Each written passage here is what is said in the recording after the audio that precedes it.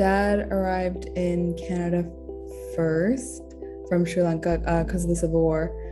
It just wasn't a place that they saw a future in.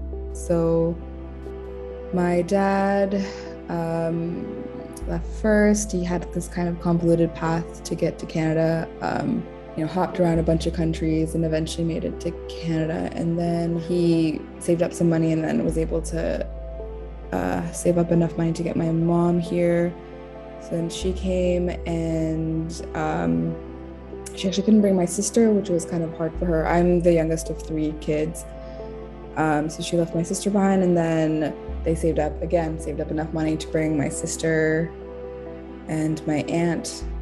Eventually, most of my mom's family settled in Canada, and most of my dad's family still in Sri Lanka. This is a picture of the clock, and it's just weird because a couple of things. It's like obviously it stopped working once it was damaged, so it has like the time around when this happened, and there's like a date on it as well. So it's just this weird. Every picture is something that's frozen in time, but this is literally when this happened. And it's like the clock is damaged, so I don't know what's leaking from it, but there's a bunch of stuff leaking from it, and it's always reminded me of like that Salvador Dali painting, The Persistence of Memory. And it's just, I don't know, it's a weird reminder of like my parents passed, which is very much a part of my story as well. What they went through has influenced my life as well. Parents are a big part of my life. They can be very frustrating because I think they still see me as a child, and they try to be very involved in my life. It's just their nature, it's what they're used to.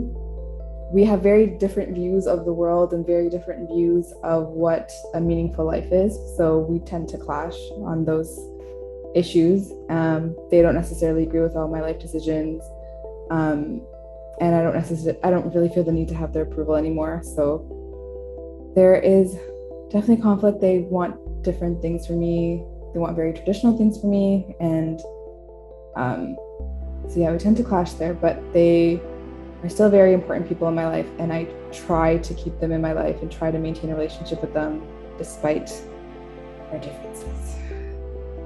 I live with my chosen family. Well, they're my real family. But in some ways also my chosen family. Yeah, I live with my cousin. And not actually my cousin, like extended family. Honestly, my grandmother's cousin's daughter is probably the way to explain it. Yeah, we reconnected after a long time. We've both been living out of Canada for a while, and we both moved back to Toronto at the same time and reconnected. And we've been friends ever since, and we moved to Parkdale together. And yeah, they become my family. They're my family.